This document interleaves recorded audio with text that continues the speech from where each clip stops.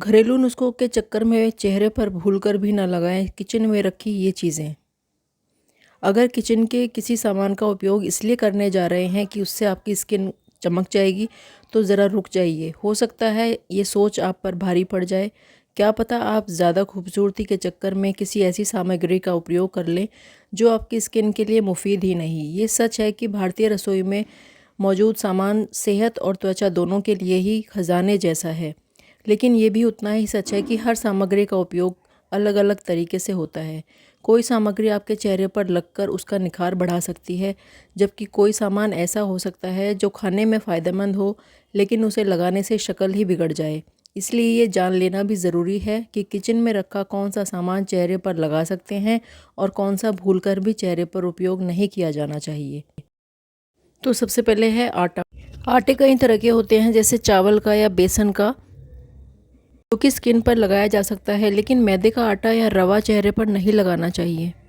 उसके बाद मसाले हैं। कुछ मसाले ऐसे होते हैं जो हम चेहरे पर लगा सकते हैं, लेकिन कुछ ऐसे होते हैं जो हमारे चेहरे को नुकसान पहुंचा सकते हैं। उसके बाद है विनेगर।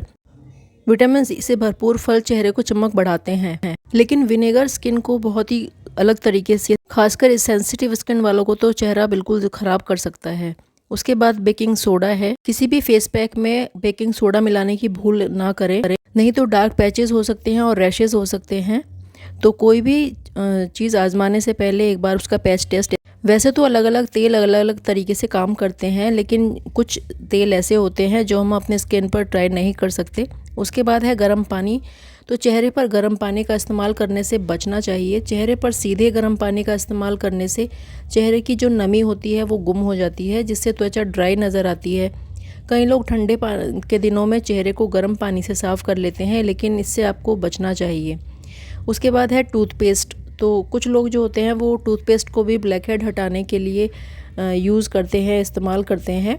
चेहरे पर टूथपेस्ट लगाने से जलन और इन्फेक्शन की समस्या हो सकती है।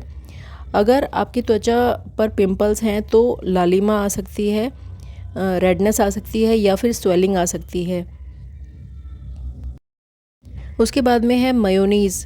तो इंडिया में तो नहीं, लेकिन बाहर आपने इंटरनेट पर कई ऐसे लेख आपको मिल जाएंगे जिसमें ब्रेड पर लगाने और अन्य व्यंजनों पर लगाकर खाई जाने वाली मेयोनीज़ को भी फेस पैक के रूप में इस्तेमाल करने को कहा जाता है।